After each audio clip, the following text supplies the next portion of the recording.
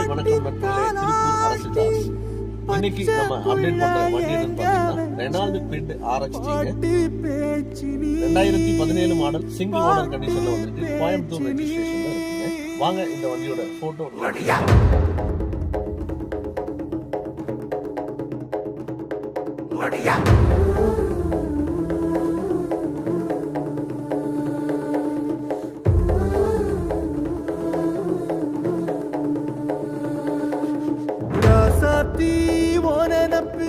கருவ காட்டு முள்ளாச்சிடி